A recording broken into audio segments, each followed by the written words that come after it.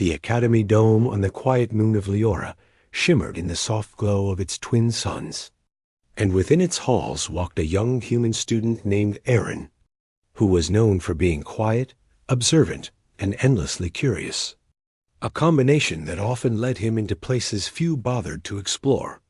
And it was on one such quiet morning, when his steps carried him down a seldom-used corridor, carved into a ridge of glowing stone, that he first sensed something unusual. A faint trembling in the air, as though someone nearby was trying to remain unseen. And when he turned the corner, he discovered a figure crouched against the wall, shivering and clutching a silver pendant that glowed with gentle waves of pale light. And this figure was a girl, unlike any he had seen before, with luminous skin that shifted through shades of warm gold and cool rose, eyes with rings of starlight, and hair that resembled drifting threads of nebula mist. And she startled when he approached, rising as if ready to flee. But Aaron slowly raised his hands in a peaceful gesture and spoke in a calm tone, asking if she needed help. And after a tense moment, she shared her name, Lyra, and explained in a quiet voice that she was the princess of her people, sent away from her world to study diplomacy. But something had gone terribly wrong, for she had been pursued by masked hunters. After a failed attempt to force her into an agreement she refused to accept, and in the chaos she had become separated from her escort, leaving her alone in the labyrinth of the academy with no one she could trust. Aaron listened with growing concern, his mind racing with the implications of a foreign princess in danger within the academy walls. And though he was only a student, he felt a responsibility settling over him, a sense that he could not walk away from someone who clearly needed help. So he guided her to a small storage room where they could speak in safety, and she confided that the hunters had used cloaking fields, making them almost impossible to detect, and she feared they were still close, perhaps even inside the academy grounds, but she had no way to communicate with her home world, for her pendant had been damaged in the struggle and would need time to repair its internal crystal lattice. And Aaron offered to help her find a safe place to hide and a path to reach the nearest hub, even if it meant breaking curfew and risking disciplinary action, for he felt that protecting someone in danger was more important than any rule. As the hours passed, they made their way through unused passages, weaving between gardens lit by bioluminescent trees and crossing walkways suspended high over shimmering data pools. And everywhere they went, Aaron remained alert for signs of danger, urging Lyra to stay close, and she watched him with a growing sense of trust, noticing how he moved not with fear, but with steady caution, and how he placed himself between her and any potential threat without hesitation. And she told him gently that he did not have to risk so much for her. But Aaron only shook his head and replied that he could not leave someone in trouble, especially not someone who had come so far to learn peace. The first sign of pursuit returned when they reached the lower archives, for the air shimmered with the faint ripple of cloaking fields, and Lyra's eyes widened in alarm as she sensed hostile intent nearby. And Aaron whispered for her to run while he attempted to distract their unseen trackers. But Lyra refused to leave him alone, insisting that they stay together. And so the two of them moved swiftly through the maze of ancient records, dodging between towers of crystal memory stacks that hummed with ancient knowledge. And when an energy bolt crackled past them and struck a pillar, sending shards of light scattering like falling stars, Aaron grabbed a loose support beam and used it to trigger an alert barrier, which sealed off several corridors and bought them precious moments to escape. They fled into the hidden lower garden, a vast chamber filled with hanging vines of shimmering green fire. And there they tried to catch their breath while Lyra examined her pendant, hoping it had repaired itself enough to activate a distress signal. But the device remained dark, its inner crystals still misaligned, and she whispered that without it she had no way to call her guardians, no way to stop the hunters from completing their mission. And Aaron knelt beside her, saying they would find another way. For humans were known across many worlds for solving problems that seemed impossible. And his words brought her a strange comfort, for she sensed sincerity in him that was rare among those who sought power or influence. Their journey continued through the subterranean tunnels that connected the academy to the neighboring observatory. And Aaron led Lyra through winding metal halls echoing with the distant hum of energy conduits.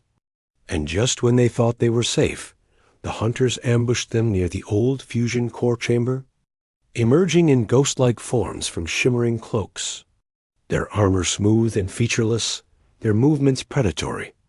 And Lyra cried out in fear as Aaron stepped forward, placing himself between her and the looming figures, his heart pounding, but his resolve unshaken. For he was determined to protect her no matter the cost. The hunters demanded that Lyra surrender, but she refused, and Aaron knew they would not leave peacefully.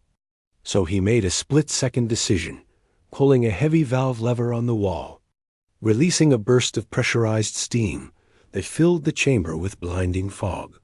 And in the confusion, he grabbed Lyra's hand and pulled her toward the upper platforms, climbing the emergency ladder with determination. And though the hunters tried to follow, their cloaks malfunctioned in the dense steam, revealing their positions and slowing them down long enough for Aaron and Lyra to slip away through a maintenance hatch that led directly to the observatory dome. Inside the dome, the night sky stretched overhead like a cosmic tapestry, and the quiet hum of tracking arrays filled the space with soft vibration. And it was there, beneath the stars, that Lyra's pendant finally flickered to life, its crystal resonating in harmony with the stellar energy fields around them. And with trembling relief, she activated the distress beacon, sending a signal racing across the void toward her distant world. And she turned to Aaron with gratitude shining in her eyes, thanking him for his courage and his unwavering support. And she told him that she would never forget what he had done. Moments later, the air around them shimmered as a fleet of luminous vessels descended from the sky, their hulls glowing with colors that shifted like liquid gemstones. And Lyra's royal guard emerged, surrounding her with protective formation, their voices filled with relief as they saw their princess unharmed. And when they turned their attention to Aaron, they regarded him with astonishment, for it was clear that this human student had risked everything to save their future leader. And Lyra stepped forward, speaking with authority as she told her guard that Aaron was to be treated with honor. For without him she would have been lost. Aaron watched as the guards prepared to escort Lyra back to her world. And though he felt relieved that she was now safe, he also felt a strange sadness that their journey together was ending. For he had grown to admire her courage, her kindness, and the quiet strength she carried with her.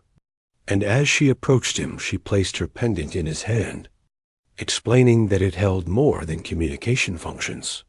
For within, it was a key that granted passage to her people's realm, and she wished to give him a home among her world as thanks for his bravery, a place where he would be welcomed with honor and given the chance to learn from her people. And though Aaron hesitated at first, unsure if he was worthy of such a gift, Lyra smiled gently and assured him that his actions had proven his heart and that her world would be enriched by his presence. When Aaron stepped aboard the royal vessel, he felt the deep hum of its engines as they lifted into the sky, leaving the Academy moon behind. And through the viewing port, he watched the stars blur into radiant trails as the vessel entered warp flow, carrying him toward a future he could never have imagined. And Lyra stood beside him, explaining the history of her people, their traditions, and their hopes for peace among the stars. And Aaron listened with fascination, realizing that his life had changed forever, not because he sought glory, but because he chose to help someone in need. Upon arriving at her world, he was greeted by the splendor of towering crystal spires, floating gardens, and waterways that glowed like rivers of soft starlight.